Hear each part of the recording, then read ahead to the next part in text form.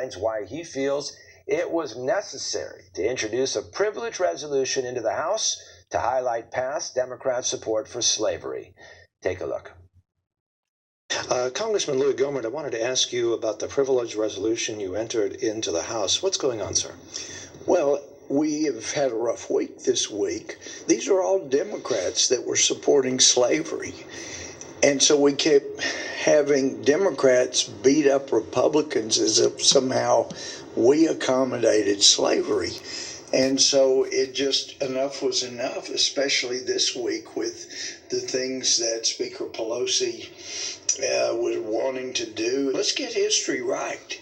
They're trying to make people think Republicans somehow wanted slavery, and that just wasn't the case. The Democrats had this offensive arm. Now, y'all need to listen to history. Called the Ku Klux Klan, and in fact, if you go back to the New York City National Convention, the Democrats had there, it was called the Klan Bake, because it was mostly predominantly Ku Klux Klan at the National Democrat Convention. And if you look at the Civil Rights Act that was being pushed in, I think, 64 or 5, that was the Democrats. And the Senate had a 75 calendar day filibuster to stop the Civil Rights Act. It was Democrats that were trying to stop black voters from being eligible to vote. They passed the Jim Crow laws. And if you look at the 14th and 15th Amendments that were getting African Americans where they should have been all along, those had no support from Democrats whatsoever. For real. And were totally had full support of the Republicans. So I just thought, after all the misinformation, it was critical that we get the proper historical perspective on who did what to get this country where we are with the problems we're now having. And so the privilege resolution would do what, sir?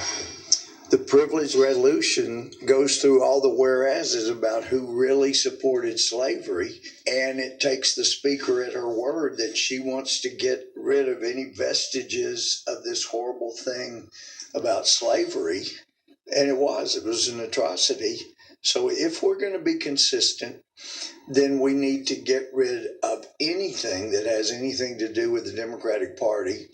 And the Democratic Party either needs to change their name or not be allowed to do anything in the Capitol. Now, if the Speaker wants to be totally hypocritical, that's a different thing. But if we're going to be consistent as a Congress and follow up on what the Speaker's been trying to do this week, then let's be consistent. Let's get rid of anything that has to do with the Democratic Party. And you think essentially the Speaker is getting rid of these statues and these portraits, which these are Democrats of Democrats. Democrats. Yeah, they're Democrats. She wants to do it, that's fine. But if we're going to be consistent, let's get rid of everything to do with the vestiges of slavery, and that would include anything to do with the Democratic Party. And sir, so is this basically talking about cancel culture here? If you're talking about cancel culture here, is this a proposal essentially to cancel the Democratic Party? Well, they're wanting to cancel the culture, hashtag cancel culture.